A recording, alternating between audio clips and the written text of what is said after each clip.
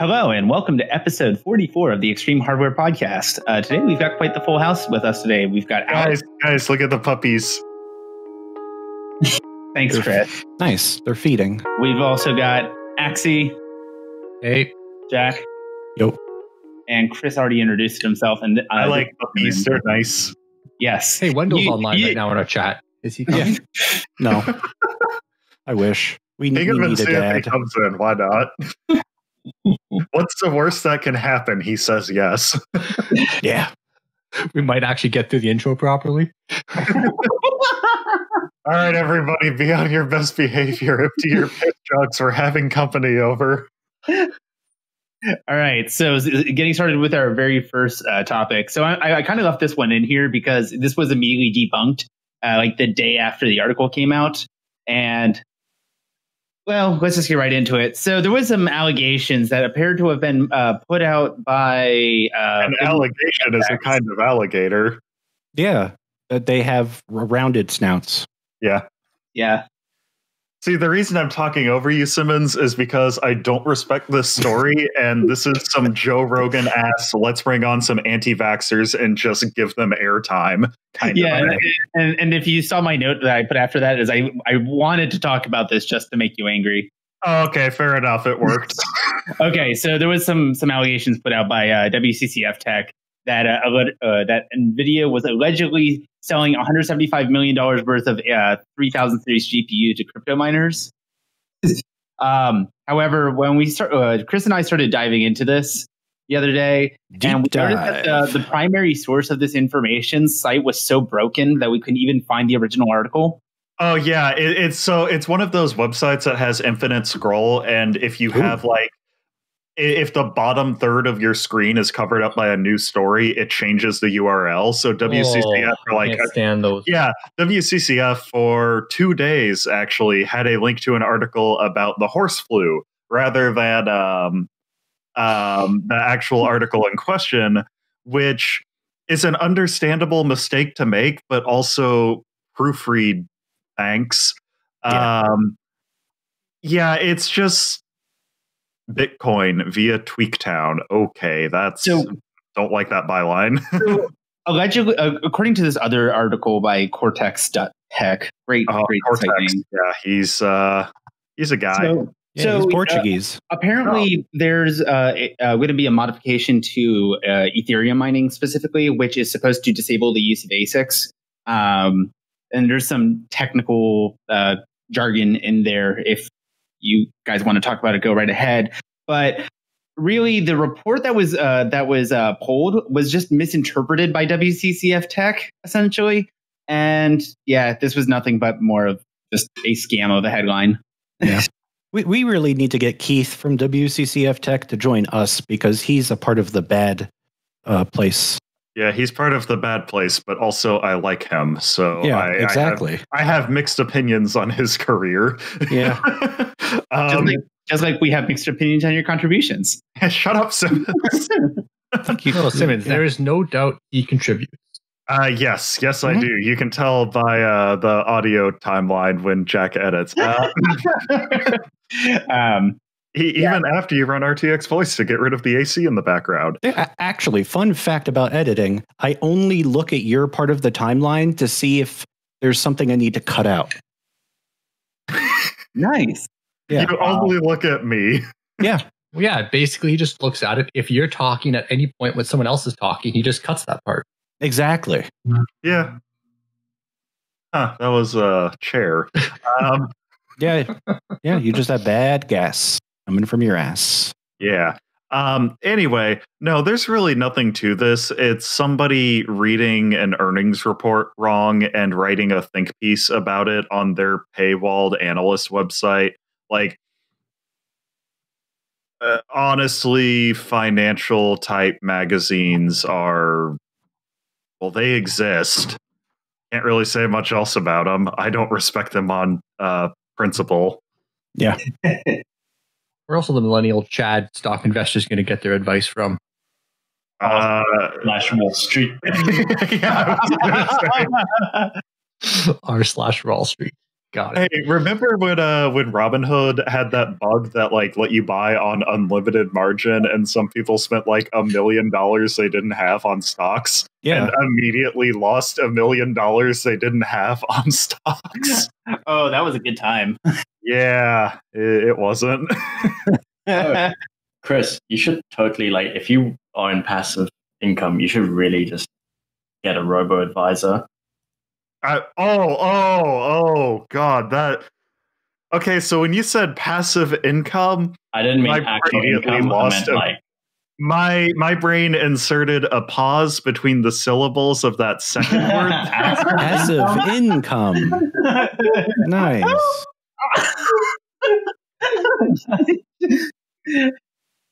Oh boy, it's not really income. Just like just put your money that's sitting in a robo advisor based account at least, so it can go. Hell yes, I want a robot to turn my money into more money. I mean, same, honestly. No, like instead of 0%, at least get like 6% growth. Yeah. Can I run that on my GPU? Yes, make my money the big money. Yeah. Let's go. Multipliers. Yeah. Okay. So I'm looking at this next article here, and I'm just trying to I'm trying to get a little bit more context for why this headline is worded the way it is. Intel is FUDing. FUDing Ryzen 4000 performance on battery. Yeah, FUD is a verb now. Yeah. So my question is, what does Intel have to do with Ryzen CPU battery management? Because last time Intel showed their i5-11357G2 CPU, they just could only mention AMD. I don't even know if that's the name of the CPU. I'm pretty sure it's something like that. Yeah, who cares? Okay. So basically, the TLDR is Intel is cherry picking benchmarks that don't show sustained workloads, but they do show like bursty workloads that Intel does better in, which, specifically on battery, not when plugged in, because when power's not an issue. Yeah, and specifically on only a couple OEMs for the AMD side that specifically have really aggressive battery tunes where it doesn't turbo for the AMD side for like 7 to 10 seconds. Yeah. On one hand, it's kind of dishonest, but on the other hand, I don't really care. Yeah. This just seems like it's a marketing move, and that's it. And I mean, honestly, that's can't lose much performance if you don't have any in the first place. It's also the fact that Intel is going after benchmarks when benchmarks aren't supposed to be a good judge of stuff, and it's just a whole mix. Yeah, just Intel completely contradicting themselves when you have 8 different marketing divisions probably that are all disconnected internally. So you have some people that know what they're doing, and then a bunch that are just spouting out their ass. And the only OEMs that Intel tested here are Lenovo and HP, and they only tested one particular HP laptop. Yeah, and HP's specifically already gone on record like showing that they have very custom power profiles for Ryzen chips on both desktop and laptop for both CPU and GPUs to be able to get those numbers that most people want, because most students who are doing a quick calculation in Excel don't want to lose battery life if Excel decides to burst up the turbo to calculate one field, which it does on the Intel side. Yeah, in the end, whatever.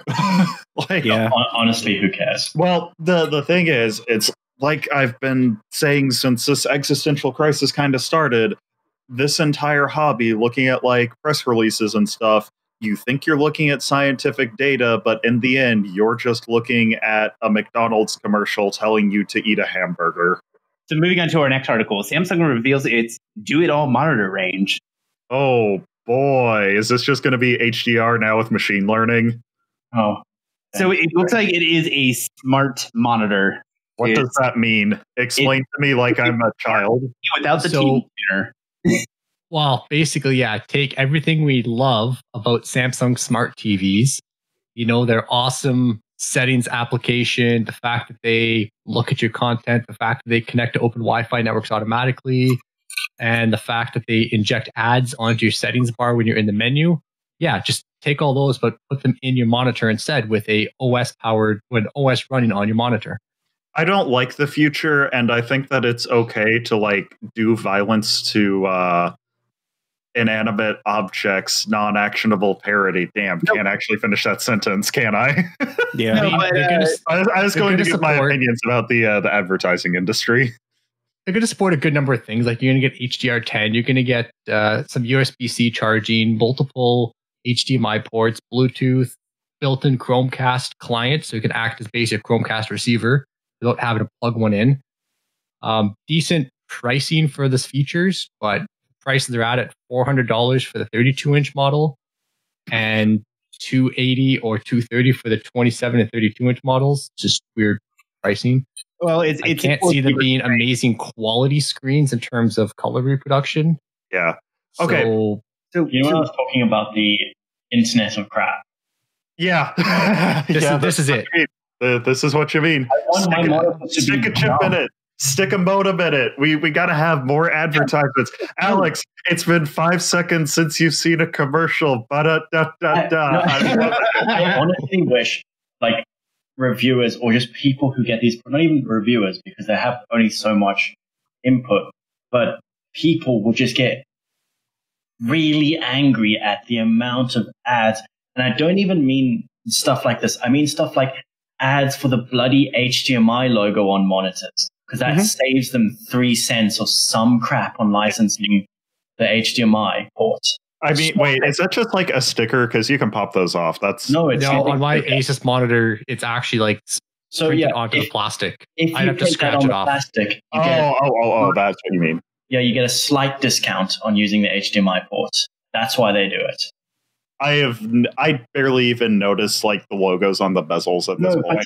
It starts as that. It starts as Asus in the middle of my monitor. Then it goes to the ROG light that I can't turn off, that I have to tape over. Then it goes to like, my TV throwing over the air ads to me. Then it goes to, let me click on to change my settings. Oh, wait, I'm going to have to watch 30 seconds of ads before I can put it into 160. Okay, so Alex, I don't want to be rude to you, but this really sounds like the combination of r/hail corporate and r/late stage capitalism, which individually those subs are tolerable, but no. So the thing is, like the HDMI logo, who cares? It's an that's not as offensive. Well, the thing is, it's an industry standard. You cannot purchase an HDMI.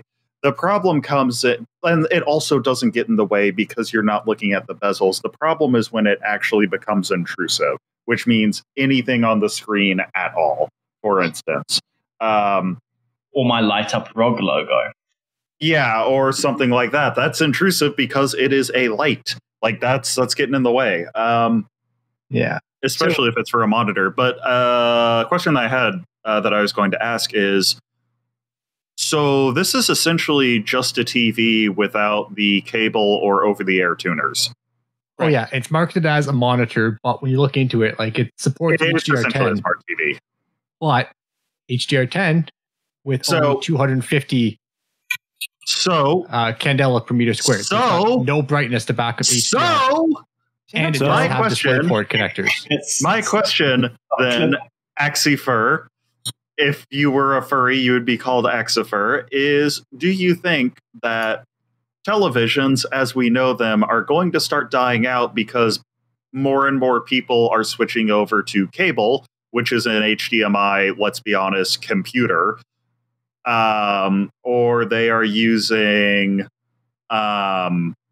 like internet streaming services? Like, do you think there's really much of a market for over-the-air stuff, or even just cable into the back of the television, and TVs will start to remove this to save cost? I don't think over-the-air is dead for certain markets. I mean, I realize, TV tuner definitely. I realize that I'm saying this. I realize that I'm saying this like as I'm discussing buying a TV tuner because I got a Plex Pass and I can just do that. But well, that's the thing, right? Is being able to put a TV tuner in a media box that can then stream to multiple clients is definitely good. But a TV doesn't need to have a cable tuner in it. Doesn't have to have a composite or component jacks anymore, because I mean, if you're playing retro games at this point, either you have an old TV, or you probably won't play on a TV this big because it's going to look like shit, because they don't come with integer scaling built in and all the filters. They just make it look like shit anyway. Or you have an adapter. There's still a big difference between monitors versus TVs, that this is just response time is a product. Big one. Yeah, like a TV, you're looking at, you can get an OLED because it's farther away. You can get away with the lower resolution. But with like a monitor, you're not getting a high refresh rate OLED screen with DisplayPort and all that at a decent price point. So this is an odd product that I definitely don't support. I don't see the market for it. There's not even a DisplayPort connector on it. They're calling it a monitor. It's got 2 HDMI ports, so they're only 2.0. I mean, like, I don't know where the market okay is with for that this. on super cheap monitors, but yeah. I was going to say, like come out of this as a positive is with how cheap they're selling these things, and I feel like they might be taking a profit margin hit on these monitors because of all the injection they're going to be doing. But I foresee that these panels are going to just get resold to other companies, and we'll start getting like cheap Korean monitors with these similar panels. Oh, these could be the next Roku. Like, it's like your next Roku or like Vizio panel at Best Buy as like their in-house brand. Exactly what I have. Basically, I've seen my TV being rebranded several times, and it's that, I don't know if it's 50 or 55 inch Roku Sharp 4K TV. It's like $300 Canadian at Best Buy, and it's subsidized by over-the-air ads. It sucks, but I look at it for like 2 seconds before I change to HDMI 1. This is what's going to happen with monitors, I can see. Yeah, here's the thing.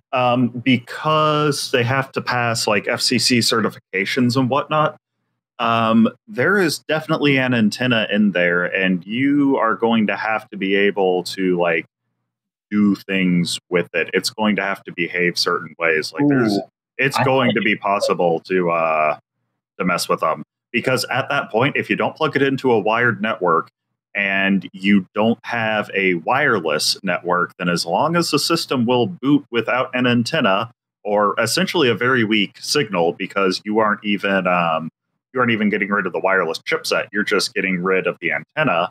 I don't see why this should be a problem, or have some fun with aluminum foil. Either way, but well, the issue is that like part of what they're selling is that it's got the built-in screen mirroring, so it's got like the Chromecasting. It has no Ethernet jack, like put you at ease there. But it's got Wi-Fi 5 and Bluetooth. If you want to use the Chromecast, you have to have it on your Wi-Fi network with internet connection. Yeah, so that's where something like a Pi-hole comes in. There's a way to do it, but you've just got to fight.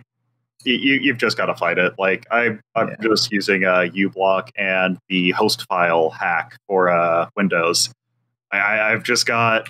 I don't even know how big the blacklist is. I think it's like a 500K text file of just IP addresses for ad servers. Yeah.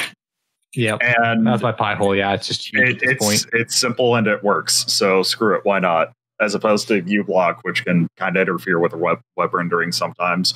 Nobody likes advertising. Nobody likes advertising, and as it gets more intrusive, I feel like we're not even going to accept it as a necessary evil. There's a story I could tell, but I shouldn't tell it, so I won't tell it. That's a good healer. I'm going to save that healer. I like healers. They're nice dogs. Yeah, no, like it. I don't know. I don't like it. Just the state of the web makes me not really want to do this kind of thing anymore, just because of how annoying it is. Yeah, you're not excited for new technology when it's something like this, because it's never like cool. It's always, what's the catch? I'm not talking about CPUs. I'm talking about consumer electronics. Yeah, that's the word. And even then, with like CPUs and GPUs, like, okay, cool, what games am I going to play? Because they're all monetized to hell. They've all gone for that like premium model now with a $60 upfront, $70, upfront fee. And that's why I was so excited for the Switch, actually. It's why I got so excited for like the Master Chief Collection coming to PC, because like these are the games that I used to play, and I enjoyed them, and I know how the post-launch monetization worked, which was a few $10 map packs here and there, which are bundled with the game. Yeah. Chris, we're just going to get ever more cynical. Yeah. See, I rebranded my name because, like, I thought, oh, hang on, I came up with that when I was an angsty teenager, and cynicism doesn't make you, like, enlightened or smart or anything. Or cool. It really doesn't. But nowadays, in this post-COVID world, like, whatever, it doesn't matter. Everything's going to go poorly because I have no reason to think that it won't go poorly. Well, it's not even, Now your name is Dr. Unicorn. That's right. That's me. I'm a doctor. it's not even cynicism? Cynicalism? No, cynicism, that's a noun. Yeah, those are bad. Just apathy. You know what? Well, not just Let's be fancy about it. Let's call it ennui. That's a French word that means bored. But when you say it, you sound That's like also what the Mario games are on. Yeah, they're on Wii. Nice. That's right. Oh, the jokes are getting even better. Oh, hey, speaking of cynicism, here's the next story. So, hey, fellas, you know how China is doing an ethnic cleansing? Yeah. Okay, well, good. first of all, that's actually a bad thing, Jack. First of all, Washington Post is being an bitch and not doing the URLs nicely. So let me copy that link so I can open it in a private window. So there's a bill that a couple of Congress critters have been trying to push through Congress because that's how laws get passed. That would ban companies from sourcing products to sell in the U.S. that were produced with forced labor in China. Now, Apple, of course, is a company. They make things like cellular telephones. Apple is really big on this whole social responsibility thing. For instance, they're really concerned about the environment, so they stopped bundling chargers with your new phone. And Apple thinks that, because as they insist, they don't have any forced labor in this supply chain, we really don't need this law because we can just trust Apple to make sure of it. Isn't that nice? Really? Yes. Say that? It's horrible. Actually, I kind of want to just touch the point that you brought up the whole charger thing, because at first I wasn't actually that concerned about them not including a charger or headsets with new phones. So most people aren't going to use the built-in headphones anyway. They're going to buy AirPods or something else. That's the goal. And the charging brick, I mean, it's a 5-watt brick that's generic, whatever. But what they started doing is not only on the 12s, but also the 11s that my wife's mom just went out and bought a brand new one of. They not only got rid of the charging brick, but they changed the cable to be the USB-C to Lightning cable. Oh my God. She literally cannot use it because she does not have a USB computer at charger. What She has a laptop from work. That's an old work one that has only USB Type A ports. She has her old Type A Apple ports for her iPad and her old iPhone 11 or a 10. She has no USB-C ports. We had to exchange cables with her just so she could charge her brand new phone. Hang on. But enough about first world problems. Let's talk about genocide. Wait. You bought the fast charger, though. The fast charger, the USB-C one.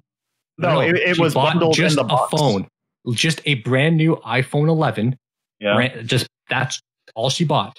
Yeah. And it only comes with a USB-C to Lightning cable.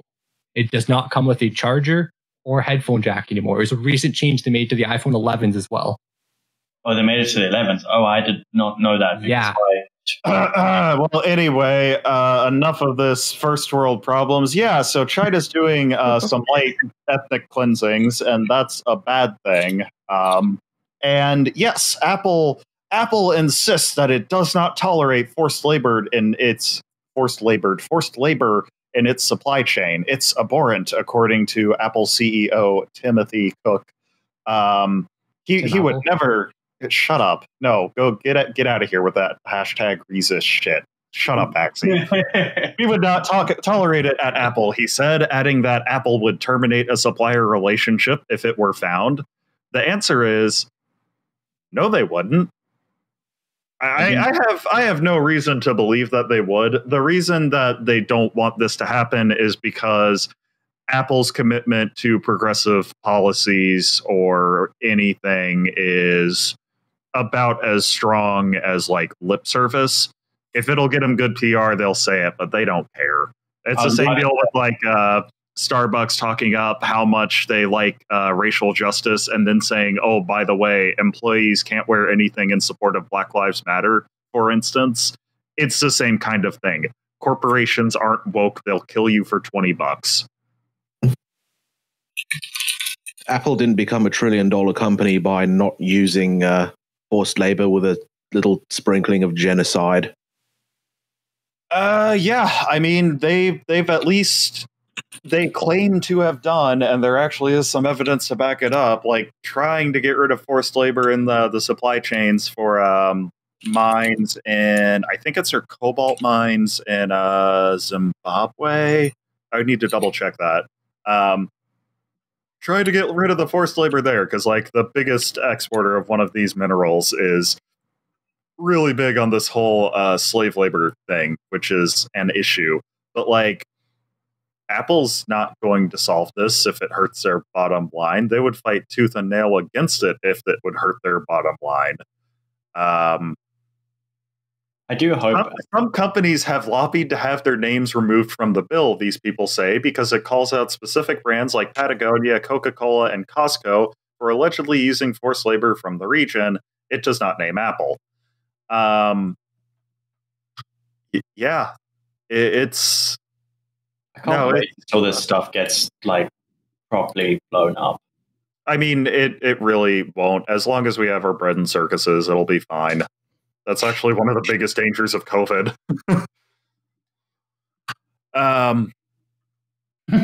Yeah, it's. Oh, I'm sorry. It's the Congo, I believe. That sounds about right. Yeah, DRC is a bit of a. Yeah. Yeah, like no, it's 100%. Apple doesn't care. Apple doesn't care about anything if it'll cost them money. It's the same reason, like, you know, AMD and Intel and, well, not AMD. All right, so our recording software just crashed, so we're just going to pick up after interrupting Chris mid-sentence. Yeah, I don't even know what I was saying anymore. Something about whatever. Soft. In the meantime, during these technical difficulties, we were looking at fun videos on AliExpress, and also I tried to post some to Twitter, but Twitter doesn't like the lemon sucking video. I'm not going to elaborate beyond that. It doesn't deserve it. Yeah, it does. Yeah. So, in other Apple-related news, so there was recently a terms of service update for developers and publishers on the Apple App Store, and basically a reduction in the commission fee for certain developers. Oh, man. So basically, the way this is, it starts out as a very positive, because the way that Apple's App Store commission worked was it was a fixed 30% to all income for your app, from your app through the App Store purchases, which made it a lot made it challenging for a lot of basically indie developers, because that's a lot of money. Yeah. But now what they're offering is, if you are making less than $1 million in annual net sales. Oh, good. That's me. They now reduce the commission down to 15%. Now, there's a couple issues here. A lot of individuals have been looking into the terms of service changes in regards to this, and they're very vague on what that actual threshold means. Is it an immediate switch over the moment that you're earning over $1 million? Is it based on annual income? Nobody really knows. And also, what is the cutoff for if you, or what happens if you then drop below that 1 million net? Do you go back down to 15%? So, yeah. I mean, if Apple were smart, it would just be 15% on the first $1 million and then whatever else after that, you know, like how progressive income taxes, for instance, are supposed to work. Yeah, but this is Apple. Do you really expect them to do something that Oh, makes no, sense? absolutely not. Like, the reason that they're doing this, as the article says in the byline, the move is a high-profile olive branch from Apple to lawmakers and app developers over its App Store business practices. That's the thing. The key word is lawmakers, because Apple is doing this mainly so they can say, look, we have a monopoly on a very large, like, software ecosystem, but we're a nice monopoly. You don't have to sue us. You don't have to change the law. Please, for the love of God, let us operate as is. Please don't do anything to hurt us. That's the kind of angle they're going for. Like, if Microsoft were doing this in the 90s, Congress would have eviscerated them. Yeah, absolutely. Yeah. Yep. So that's really all there is to say about that one. I mean, on one hand, I guess this is a potential positive for indie developers and just smaller groups. Yeah, it's a good move, but you know, it's a shame that it had to come to this in order for this change to be made. God, how do we get Epic Games to win their lawsuit without like Tim Sweeney being happy about it? Because like it's two multi-billion-dollar corporations duking it out in court, so I can't really get invested in either of them because I don't care about either of them. But also looking at it like, yeah, okay, if we're looking at, you know, a legal precedent, Epic is probably going to set a nicer one if they win. Yeah. But also, Tim Sweeney is a kind of guy whom I don't particularly want to, like, have reason to be smug. Yeah, he's a good guy. He's a good guy. I love him. He's not. He's just a guy. Yeah, it's cool. Yeah, I was following him on Twitter briefly, but once he started like ramping up the frequency of his tweets when the Fortnite thing, the Fortnite App Store drama happened, it's like, okay, dude, I'm done. I'm sorry, I'm done. This is hella cringe, bro. The fact that they like re-rendered the Apple 1984 ad in Fortnite, like, that was a hella sweet move. Support Epic in our court battle. It's just like the dystopian novel. Yeah. Like, what? What? Yeah, just a whole bunch of Fortnite people doing that dance with the arms. Yeah. Yeah. Yeah. The last line of 1984 was Big Brother convincing Winston to do the floss. I was going to make a joke about floss. That's good. Floss your teeth. It's good for your oral health. Yeah, oral. Yeah.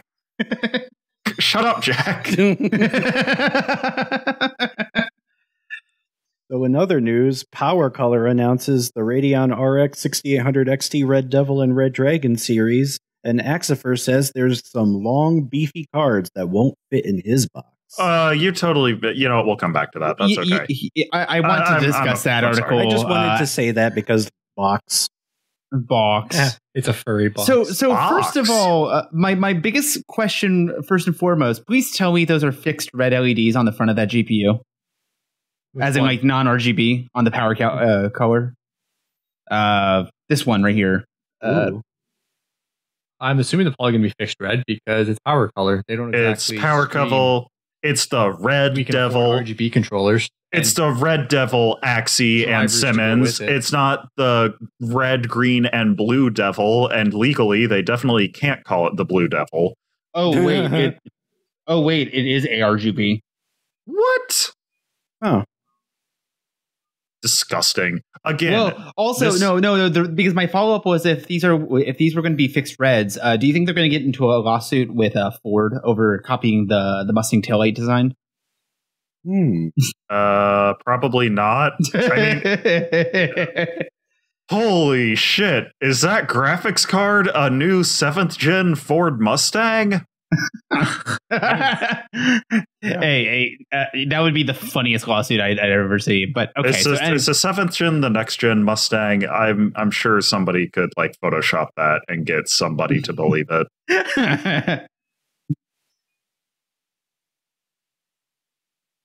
Yeah, but that's a car suing a car. Yeah. those multi-million-dollar single-use vehicles. Yeah. Not to be confused with a truck.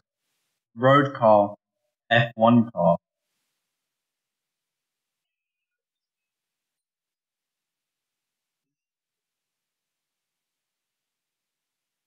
Basically, they were worried that they were going to confuse this thing. Holy shit! Is that a pickup truck? That is the size of that white box on the back of that. Wow! Yeah, that's a really reduced capacity bed. Yeah, I don't think you could store a whole lot in there. As you could probably also store, like, look at how low it is. You can't take that thing off roading. Well, most F-150 owners don't do that either. It's funny because of suburbia.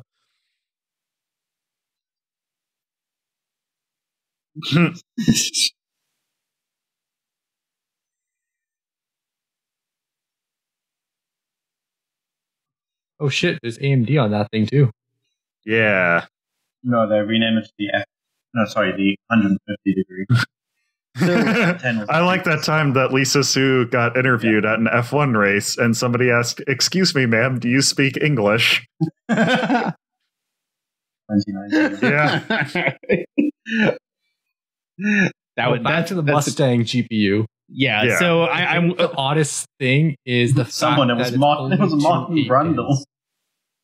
Oh yeah, that's a good point. Well, it is AMD, so like that's It's actually probably running kind of cool. I never thought that would follow, well, it's AMD, but here we are. But also, I think the more interesting to note here is the dimensions of this thing. These GPUs are 320 millimeters long. Yeah. Oh, by the way, speaking of dual 8 pins, is that official PCI specification now? Because if I remember correctly, it may still be true now, but for a very long time anyway, 6+8 pin was the most you could do on a card, and anything beyond that didn't technically adhere to PCI SIG specification. So they weren't allowed to call it a PCI Express card. Something weird like that, even though, it's fully compatible and everything. It's just got too many power connectors. Did they change that? I mean, I'm not sure, but counterpoint, when's the last time you heard anyone actually advertise their graphics card as a PCI Express graphics add-in video? Yeah. I mean, ever since like AGP became uncommon, that's not exactly a selling point anymore. Right. God, NVIDIA ditched that with the 8 series, I think. So, yeah.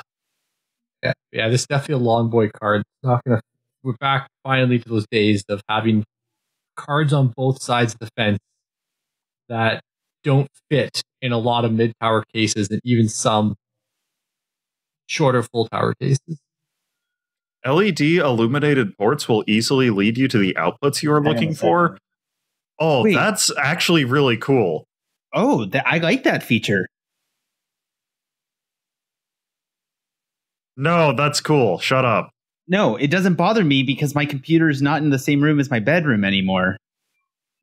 I like that feature. Wait, you like that? That looks like that looks like the USB port that I designed. No, but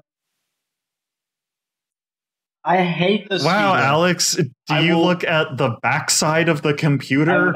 Yeah, this is an ass man. Any other part of the computer? Shut up, Simmons. Any other part of the computer?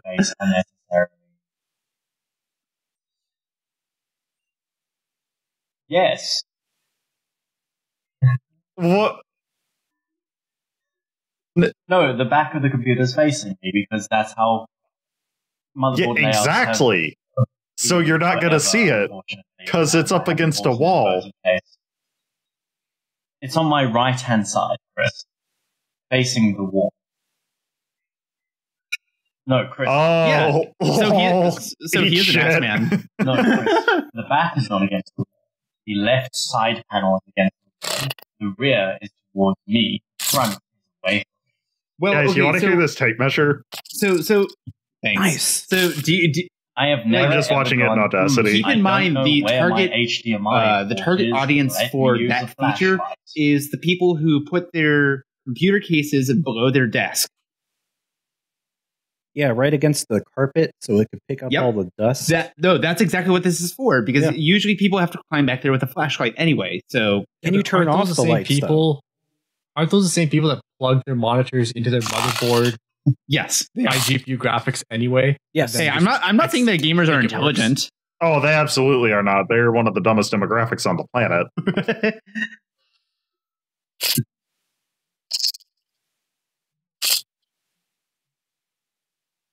Sorry, I was just watching the waveform. I've had actual friends that thought they weren't working, so they managed to figure out how to get the BIOS, re-enable the iGPU alongside the GPU, just to get the motherboard output to work, and then wonder why they were barely getting 20 frames per second.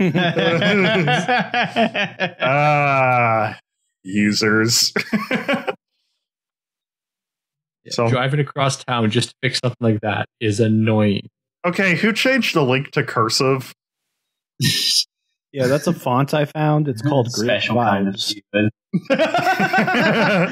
Okay, so you know what this podcast doc needs, Jack? What? Comic Sans? Great vibes. Nice. I'm feeling it. I can't read this. All right, let's make the big penis come back at the end there. Why is this bold? Penis stone. Don't tell me I hit Control B by mistake. Oh, what are you doing? Help. Yeah, leave the document alone. Jesus. Yeah, okay. Like that cat. I need to complain for a second about this article that we skipped. Oh no. Wait, Simmons. White text. The document that Axie, what are you doing? I'm not to touch it. That's the funny part. It's been deleted. Who deleted the document? It's all gone that was now, not guys. me. I was only trying to delete the article that Simmons wanted to talk about. There's no more show now. It says at the top it was last made by Cute Animals. I'm actually citing this by name. I don't have any shame. Okay, so actually, you included the 3070, 3080 mobile, but I'm looking at these two links, and I don't see any specific information about these GPUs in their charts that they're providing. It's literally just text accompanied by charts that are not even related. Wait, is this a WCCF exclusive? Video cards and WCCF exclusive text. WCCF. Okay. Here's our source. Our source is a picture of Jensen. God damn it, just stop. If you actually read my accompanying notes, I want Lisa Sue to be my mommy, and I want Jensen to be my daddy. It's the fact that now that AMD's finally got the actual foothold in the mobile sector and actually have custom designs, not just for the low end, we're actually starting to see high end NVIDIA, because for a while with the AMD APUs that were in some laptops, you weren't seeing anything over like a 1660 class graphics card paired with an AMD card or AMD CPU, even though the CPU could definitely push it. Don't worry, he's muted. So it's more just nice that we're finally seeing high-end NVIDIA GPUs alongside AMD Hey Simmons, eat shit. I can still talk on Audacity. Workstations that are actually, AMD CPU powered. Okay. I mean, so I guess when we get actual technical information released about these things, then I'll be willing to be actually talking about this more. So, hey Simmons, because that's where I'm at. It's just like there's not a lot of substantiating information, and there's aside from the fact that it's coming. Well, yeah, no shit, they're coming. I'm not trying to be rude, but yeah, shit, I'm coming. You sure are, buddy. Yeah. First of all, that's very offensive that you would mute me just for stimming. Second of all, I can still talk in Audacity. You ableist son of a bitch. I bet you left secret messages for me. No, I've left secret messages for Simmons. Oh, well, he's never going to edit it, so they're all for me. Yeah, but you can leave them in because Simmons listens to this podcast, I think. Yeah. Yes, I do. I'll put an alternate audio stream that only goes to Simmons. I wouldn't listen to this podcast. Yeah, you don't like hearing your own voice. I mean, yeah, among other reasons. Okay, so... No, if you want to send a message to Simmons, you just got to put subtitles that go off the screen so Simmons can actually see them. Yes. So, hey, Chris, this next article we're absolutely talking about because you messaged me about this and we had a conversation. Right. Yeah, ASRock brings back AMD EPYC CPUs to quote-unquote deep mini ITX form factor. Basically, it's a mini ITX form factor with what looks like an extra inch of PCB that extends that's why to it's deep. the right of the socket. Yeah, okay, so this thing is, what is it? It is 6.7 by 8.2 inches. Mm-hmm. Okay, first of all, I don't like this article already. It measures 170 by 208.28 millimeters, or 6.7 by 8.2 inches for our American readers. Excuse me a moment. 8.2 times 25.4. He just... Oh my god! Just okay. Anyway, moving on. No. Hang on. ASRock Rack must have given the specification in inches, and this guy just decided to punch in a conversion factor into Google and just copied it as is. But also, I assume knew off the top of their head that Mini ITX is 170 millimeters, as he did not write 170.18 millimeters because this motherboard is not made to 10 micron precision. Anywho, so long story short, it's Mini ITX, but slightly wider, like an inch and a half wider. It's about like 2 finger widths wider. You could probably stick this in a Mini ITX case, although it might interfere with some components, like it should fit. It has more I.O. than is reasonable. Like, first of all, it has 4 DIMM slots, and it's very close to MITX, which is, normally very uncommon outside of some server socks, but then you consider that, this is a 4,000 pin socket for a 64 core Rome CPU. Correct. So it's kind of excessive. It's got one PCI Express by 16 slot, but it also has a bunch of PCI Express by 8 sockets. These are for like SAS cable like cables that can carry an entire by 8 link. So this thing still has 64 PCI Express lanes available. And 2 of those ports can be configured for SATA, so you can connect 16 SATA hard drives. Like, this is completely excessive. I don't know what kind of use this has in any practical sense outside of like the dense compute server. Also, Chris, look at the power. Oh, yeah, it's doing ASRock's funny thing. So one of those 4-pin power cables it's the green wire on the 24-pin connector. It's 5-volt standby. It is power good, I think, and it is a ground pin. That's it. Like, it is the bare minimum that you need to signal that, okie doke, PSU's okay, time to turn on and run things in standby. Every other power is going to be coming from like the 2 8-pin sockets. I'm sure it's one 12-volt for the CPU alone, and another one that's 12-volt for the board and also the CPU. And then the other 4-pin socket is all 3 voltages plus ground for hard drive power. Right. And then other interesting notes with this, obviously being a server board, you can expect all the standard server features like IPMI, standard AST 2500 plus VGA. The other really interesting thing about this board is because it is limited in I/O, it's got 2 USB ports and 1 VGA port. But it's got 2 10 gig Ethernet. Baked in X550 chipset. Yep, it is. This is a freaking powerhouse of a motherboard, and it's green. I love that. Yeah. So the thing about this that I find so inexplicable is that they clearly care about I/O, so they have included, 6 funny PCI Express sockets for like a cable-based solution. And okay, sure, each of those sockets can support 2 U2 hard drives.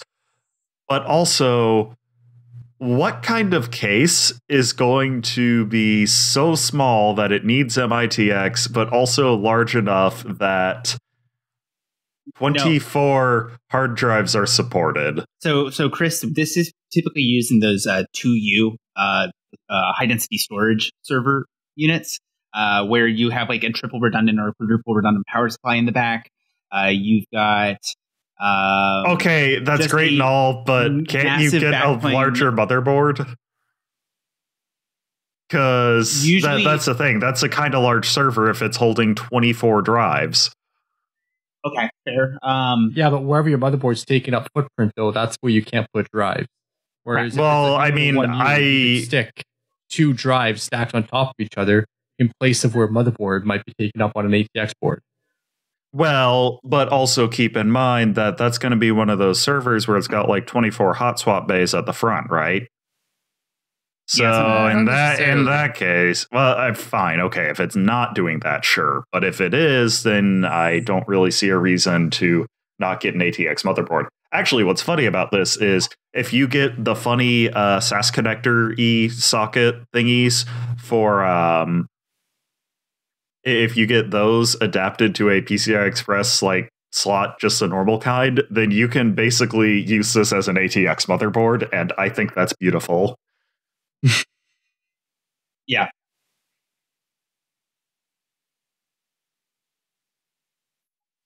So yeah, I believe that's all of our articles that we had spotted for this episode. So, that felt underwhelming at the end there. Hang on, there's Bandai's mind-controlled robot prototype. And That's Star Citizen. Oh, Star Citizen, it needs auto-translate. I can't be bothered. Off-topic segment. Articles. Make Chris talk about VR, running VR while being a passenger in Simmons' Civic. Oh yeah, that's right. We were going to hook up Simmons' computer to his alternator, and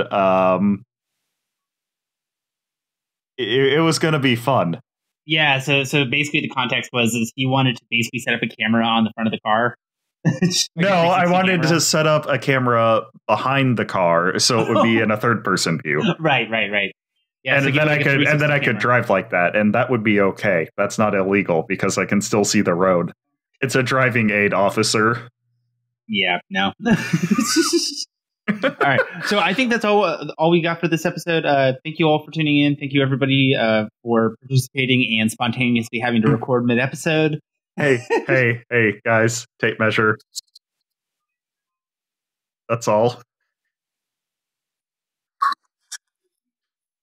All right, thanks and goodbye. This is cyberbullying. All right, you can stop recording now. What do you expect?